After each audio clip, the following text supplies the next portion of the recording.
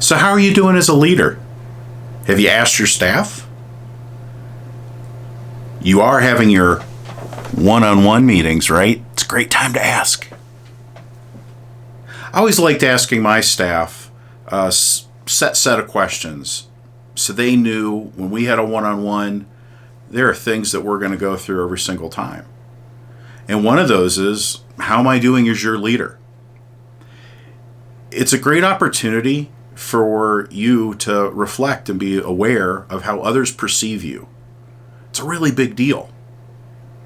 Another great thing that you can do to check in on how you're doing, and also how your leadership team or those under you are doing, assuming you've got leaders under you who have employees under them, are skip level meetings. These are so invaluable, especially to get ahead of issues, especially if you're talking to the people with the boots on the ground that see what's going on and they'll have their own perspectives. Walk the floor. Give them a call.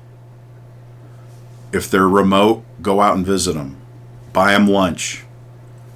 Bring in some donuts. Whatever it is, interact with those folks and ask them, how am I doing as your leader?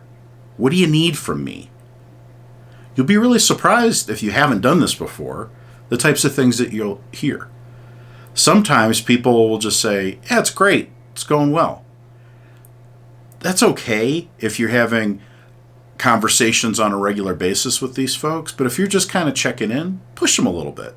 Say, come on, we all know that we've got things that we all need to work on. What are some things that I could do better?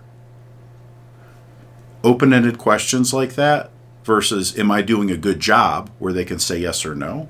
Instead, what could I do better to be a better boss for you, or a better leader, make your life easier? Those are things that'll prompt additional responses. Of course, there are always things that you can look at, like key performance indicators or KPIs. We all love our acronyms. So what are you looking at? You're talking to your folks, hopefully now, to understand their perception. But, sometimes data is a really good, actually not sometimes, data is always a really good indicator of what's going on. It's not always the full story, but the numbers are the numbers. So you need to be looking at some kind of metrics. What is it that you're looking at? Is it sales volume? Is it that things were built in time because they're a predecessor and a dependency for some other key tasks in your organization to happen? Do you have quality scores that you can look at? Do you have, speed? How fast are you doing things? Look at those. Some considerations are also, what level is the person that you're talking to? Are they brand new? Do they have years of experience? All these things factor in to what those numbers and data is showing. Also, what's going on in the world, right? So you could have an organization that just had mass layoffs. You could have somebody that just lost their dog. It could be personal or professional factors that are weighing into the numbers. So, like I said, numbers are very important, but they don't always tell the whole story.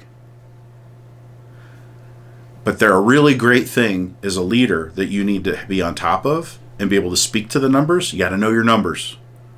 You got to know your numbers in business, and you also have to know your health numbers. That's another topic I'll get into at some point.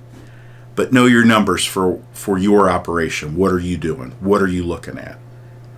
I've walked into some pretty big jobs, and there were no numbers.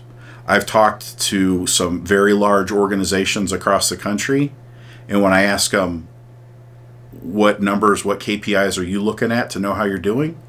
There aren't any. It's not uncommon, so don't be ashamed, but do something about it so that you can prove what kind of leader that you are. I hope this helps. Have a great day. I really appreciate your time, and I want you to be successful. Thanks.